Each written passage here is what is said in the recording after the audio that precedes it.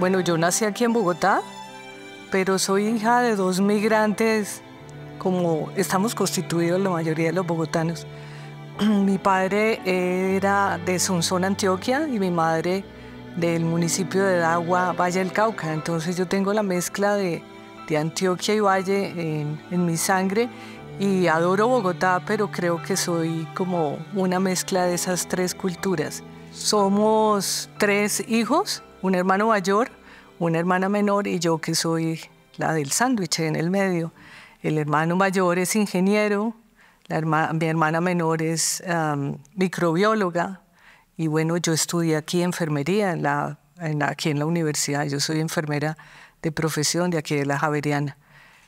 Sí, nosotros vivimos toda la vida aquí en Chapinero, muy cerca, frente al Parque Portugal, que es un parque que queda como en la carrera cuarta, quinta con 56, 57.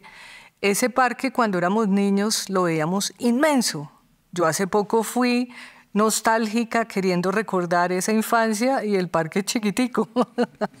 Pero bueno, era un parque donde vivíamos todo el día. Los colegios quedaban a una cuadra de la casa, entonces salíamos al mediodía a almorzar a la casa. Mientras mi mamá terminaba de hacer el almuerzo, nosotros jugábamos en el parque, almorzábamos, jugábamos otra vez en el parque y luego para el colegio. Al frente del parque vivía mi abuela paterna, una antioqueña, muy tradicional, muy bella. Siempre la recuerdo con esa belleza de las abuelas, ¿no? De la abuela de pelo blanco, muy bonita. Y ella se asomaba a la ventana y nos chequeaba a ver si estábamos bien. Pero tipo 11 de la mañana nos llamaba a todos, nos tenía helados en cubetas de esas metálicas que existían antes, helados de mango, helados de frutas, o si no, nos mandaba a la esquina donde unas señoras que eran sus amigas, que hacían garullas, que hacían masato, y ella nos decía, ahí tenemos cuenta, ustedes van y comen allá, y ella me pasa la cuenta. Entonces, tener la abuela y el abuelo ahí al lado era delicioso. Eran los abuelos paternos, los abuelos antioqueños, porque la abuela materna pues vivía en Cali y el abuelo materno había muerto hacía muchos años pues porque era un señor muy maduro cuando se casó con la abuela. Primero, Cali era una ciudad hermosa, hermosa, hermosa geográficamente, llena de árboles, preciosa era. Y segundo, todos vivían en el mismo barrio. Mi mamá tuvo 20 hermanos, de los cuales llegaron a adultos 13. Entonces en diciembre, cuando llegábamos nosotros, todos los días nos reuníamos o se reunían en la casa de una de las hermanas mayores y cantaban, todos cantaban, tocaban guitarra. Estos eran unas fiestas deliciosas.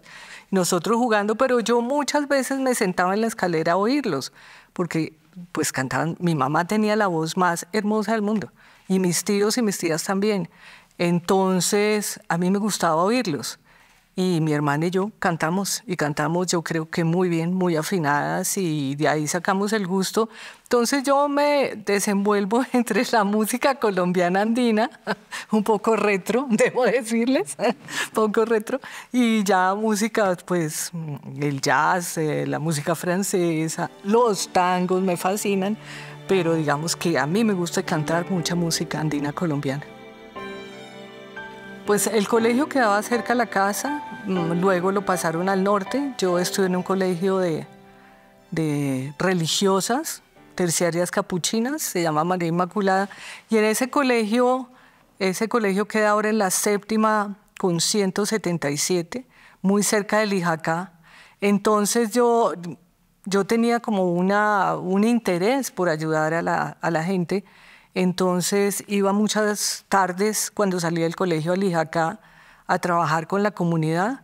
Los fines de semana, como yo vivía en Chapinero, trabajaba era con los ancianos del barrio y tuve como desde muy joven un deseo de atención, cuidado y trabajo con las comunidades y pues desde ahí yo creo que me vinculé a lo que he venido haciendo toda mi vida, que es el trabajo con comunidades. Pues imagínense que yo tenía una amiga, muy amiga del colegio, que tuvo un problema muy difícil y tuvo muchas cirugías al año. en el hospital militar. Su papá había sido militar retirado, entonces yo iba todas las tardes con las tareas del colegio a donde ella. Mientras yo estaba en el hospital, las enfermeras me enseñaban enfermería. Entonces me ponían de ayudante en todo y me iban enseñando, me involucraban en el proceso de cuidado de mi amiga. Eso llevó a que cuando yo estaba llegando a final del bachillerato, yo lo único que quería era estudiar enfermería. Les digo que yo no hubiera sido enfermera si no hubiera tenido las compañeras que tuve.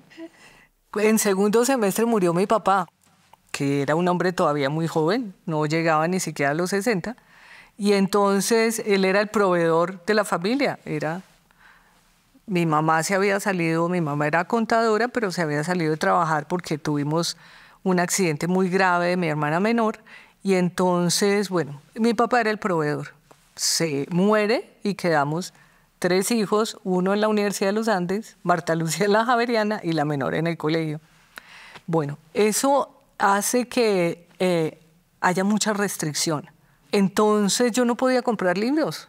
Mis compañeras me prestaban los libros, mis compañeras me invitaban a estudiar con ellas, mis compañeras me invitaban a veces a almorzar, pero luego, digamos, ellas me ayudaron mucho en todo mi proceso de formación. Si no hubiera sido por ellas y por la universidad, que realmente la universidad es una universidad muy amable, es una universidad que respeta a la gente. Yo tuve préstamo del ICETEX sin duda, pero ese préstamo pues que fue muy bueno. De todas maneras teníamos restricciones y fueron mis compañeras. Ahí entendí lo que era realmente la capacidad de cuidado de otra persona, porque esa es otra manera de cuidar. Pero cuando terminé enfermería, me fui para el Bichada y trabajé 4 años en el Bichada como enfermera de epidemiología en el Bichada. Pues ahí conocí realmente lo que es la pobreza absoluta, lo que es el abandono del Estado y pues la diversidad de las culturas. Yo era la enfermera de epidemiología y pues yo juraba que la única cultura y que la única cuidado era la medicina nuestra, y resulta pues que la medicina tradicional también tiene mucho que decir. Y bueno, ahí fue una gran experiencia haber estado en el Bichada. Yo tenía que trabajar con los pacientes de tuberculosis y la mayoría de los indígenas tenían tuberculosis. Entonces yo tenía que curarlos de la tuberculosis. Y entonces ellos los llevaba al hospital, empezaba el tratamiento, pero ellos se me volaban del hospital y yo los perseguía. Entonces tenía un paciente que se me había volado para un resguardo indígena. Yo fui con el traductor y yo les llevé un rotafolio, que era nuestra tecnología de la educación, que eran unas hojas que uno iba pasando, y entonces les expliqué qué era la tuberculosis, que la tuberculosis les producía una infección en el pulmón y que eso producía como unos huecos y claro, las imágenes mostraban como unos gusanos. Pues era una ampliación del bacilo de Koch. Empezaron ellos, se armó una revuelta ahí a hablar en lengua y me dice el traductor: jefe, nos tenemos que ir porque o usted se va o la van a matar, la van a golpear. Y yo, ¿pero por qué? Porque usted está diciendo que ellos tienen gusanos en el cuerpo. Entonces vino la capitana del resguardo, me cogió como un costal, así, y me sacó. Y me tiró fuera. Y yo, ups. Y me dice él: vámonos rápido que nos van a golpear. Entonces yo ahí entendí, yo digo, no, pero es que definitivamente pues uno tiene unos límites. Y nuestra medicina también tiene unos límites. Pasado unos meses, ese paciente mío que era flaco, verde, se puso rosadito, gordito. Y yo dije, no, ahí sí que comprobaron que yo lo estaba envenenando, porque ahí no pude volver a entrar a ese resguardo, porque fui catalogada como la envenenadora oficial. Allá me emparejo, quedo embarazada y mi esposo era médico o es médico y venía a hacer su residencia aquí en Bogotá. Entonces no regresamos, yo ya estaba a punto de tener la niña, de parir, y entonces pues no regresamos. Y bueno, tuve la niña aquí en Bogotá y dije, yo necesito saber por qué existe lo que existe. ¿Por qué existe la zona urbana y la zona rural? ¿Por qué existen territorios como los territorios nacionales, el Bichada y el Guainía? ¿Por qué existen?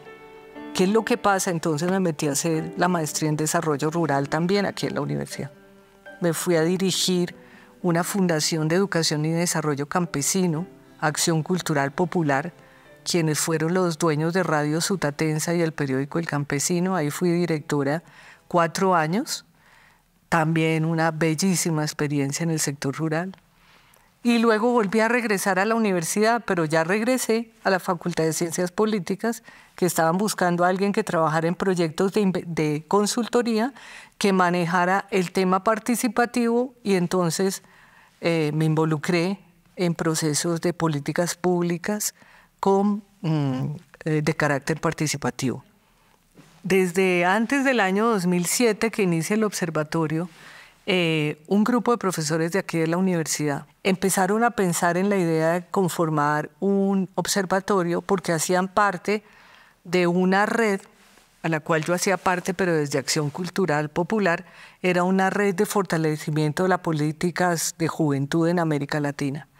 Hasta el año 2007 que decidió la universidad que podía dar vía libre a la existencia del observatorio, y en el segundo semestre inicia el Observatorio de Juventud. En los primeros años, unos 3 años, lo dirige Angélica Ocampo, una profesora de psicología, pero luego ella se va a hacer doctorado y entro yo a la dirección, a la coordinación del observatorio hasta hoy. Eso es una hermosura, lo que hace el observatorio en procesos de investigación, de incidencia y de intervención. Hemos trabajado mucho más en incidencia política y en investigación. En incidencia política hemos hecho trabajos muy, muy importantes. Bueno, tengo una hija, solo una hija, no fui capaz de más. Tengo una hija y tengo 3 nietos que viven en Suecia.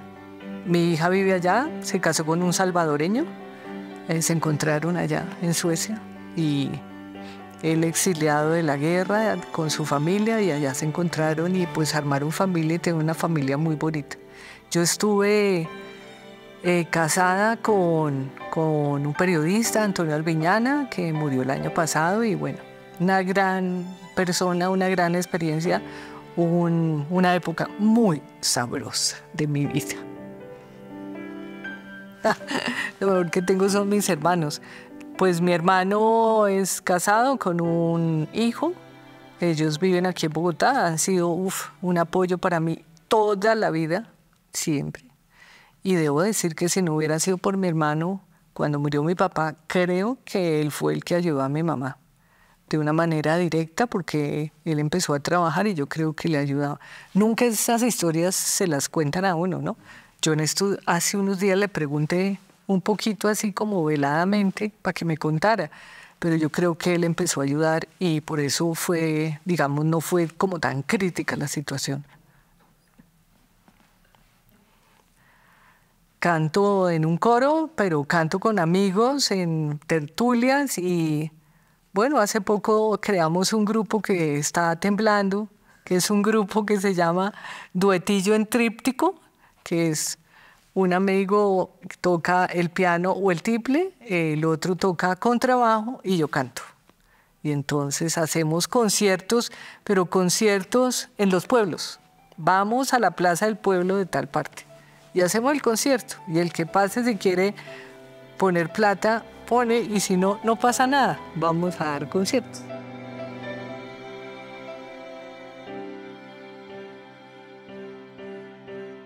La Javeriana me ha formado a mí totalmente. Yo entré a esta universidad a los 17 años y no les digo la edad ahora, pero bastante cosa. La universidad me ha formado a mí como profesional, me ha formado a mí como docente y sobre todo me ha formado como como ser humano. La universidad me ha dado a mí todo. Claro, uno trae una maletica, ¿cierto? Uno trae una maletica ahí con unas cositas, unas ropitas, unas cositas ahí, unos atavíos, pero la universidad coge y lo perfila a uno. La universidad como un buen artista empieza a pintarlo a uno y lo va pintando, y si uno se deja pintar bien, pues maravilloso. La universidad me ha pintado a mí, me ha logrado, me ha formado en todo sentido. Yo adoro esta universidad. La universidad realmente es un espacio de pluralismo, es un espacio de respeto, pero sobre todo de formación vital para todos nosotros. Y por eso llevamos aquí tantos años en la universidad, creyendo en el proyecto educativo, creyendo en el proyecto de vida para los demás y creyendo que realmente solo a través de la formación y de la acción con otros podemos mejorar este país.